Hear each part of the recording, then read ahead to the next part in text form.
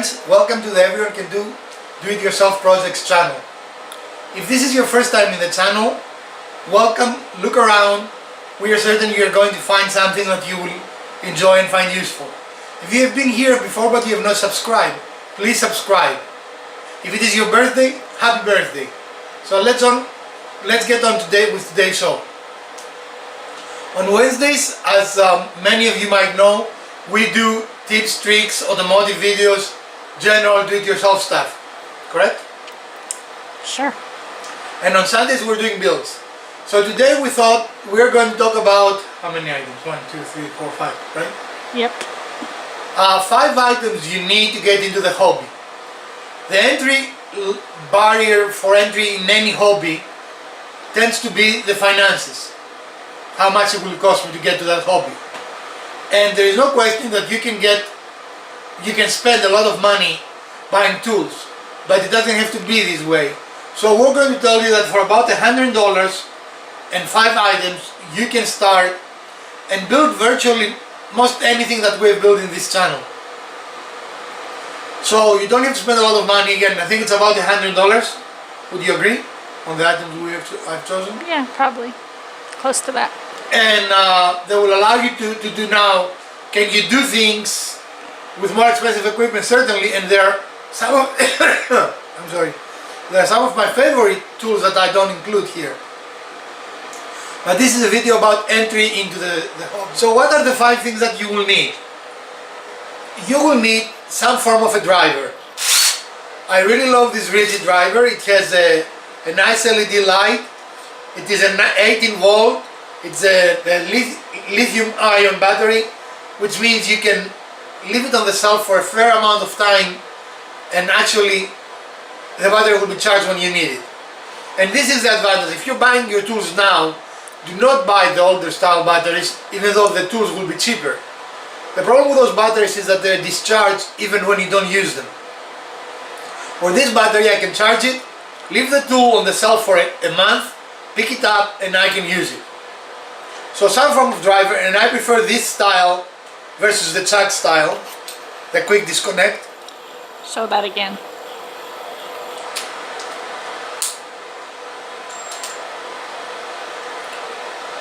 Sure, show it again, she says.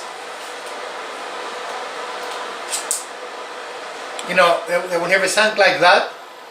Yeah. And they're a quick disconnect, and they're really working wonderfully. I prefer those. They are more powerful. They also tend to be more compact. Would you agree? Yes. Like if we're looking at our drivers from rigid, it's a bigger tool for not as much power and torque, right? Right.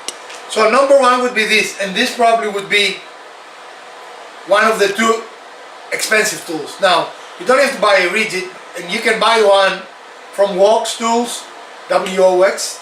W-O-R-X, works. Works for about 30 or 40 bucks. So the rigids are a little expensive, so you don't have to start with a rigid. The second tool is something to cut with, and I chose as an example, I have several, but as an example I chose this reciprocating saw. This specific one has some settings that allow you to either make straight cuts or make more. Should I come closer for this? Nope, just, no. Oh, no. Stay where you are. Okay. Just, okay, there you go. So, now go ahead. and this is actually a $40 tool. It's not very expensive. It is Black & Decker. Every time that we wanted to, it worked flawlessly. There are faster tools, of course, and but anything that we've built could be built using this tool. So you need a fastening tool,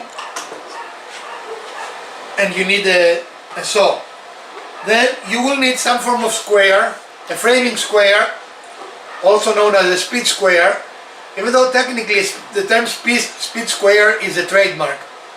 In other words, not all squares are speed squares, but speed squares are squares, right? Yep. Does that make any sense? Yep. What I said? Yeah. Yeah, and I said right. Yep. Penalty. Go sit out there. So we do like this, and we use them a lot. It allows you to draw straight lines if you want, and it allows you to make sure that you have 90-degree angles, which are the most common angles. Most of the things that you're going to build are going to be some variation between a box. Actually, there will be variation of boxes, right? Most everything that you're going to build. Mostly. Like a bookcase is a box. Yeah. A table is a box. Most everything it is, and will depend on having 90-degree angles. Yeah. Now, advanced woodworking might have other shapes, but we're talking about beginning now. So you will need some form of square, and I prefer the metal ones versus the plastics, because the plastics tend to get damaged easier. For this, you can drop it, it will not get damaged. And then some form of a level. This torpedo level, again, I think we would have used it for any project we build. Mm-hmm. We do have a bigger level. It is not necessary unless you're building something really big, or if you want to check if a board is straight. A big level surface is great to check that. But this little torpedo level gives you a 45 degree, which is another way to check your degrees. You see that on the top? Yep. It gives you the level, and then it gives you a 90 degree. The specific one also has a magnetic strip, so you can attach it to something metallic. And then if you want to make finer cuts, nothing works better than a Japanese saw. This saw is 2-in-1, and it is both a pull and a push saw, and you can do finer or more coarse cuts. So you can do both cross cuts and rib cuts with this saw. And you might have seen me in the channel using the other saw I have, the other Japanese saw I have. I have not used this one yet. It was a Christmas gift, and I'm a little strange. I like to keep things for a while before I start using them. But my Japanese saw is something that I use virtually in any project.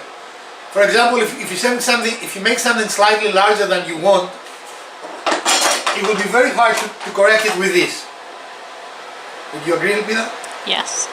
But it is very easy to correct it with this. It is amazing how quick and easy you can cut with this saw. So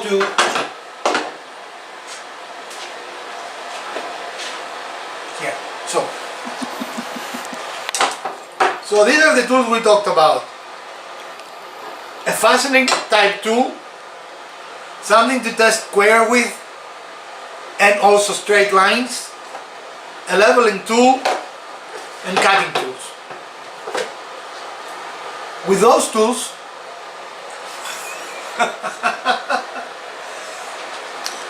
with those 5 tools, you can actually build an amazing variety of items, and it is the best way to enter into the hobby.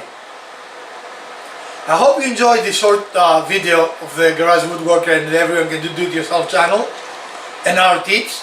And if you have any questions, feel free to ask. If you like this video or any of our videos, please smash that like button.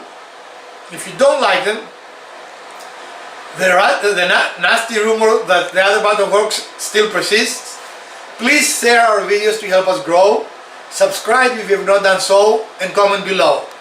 We appreciate your support, and we thank you for watching our videos. From the Garage Woodworker, and I'll be there. have a great week. We are going to see you on Sunday with a build.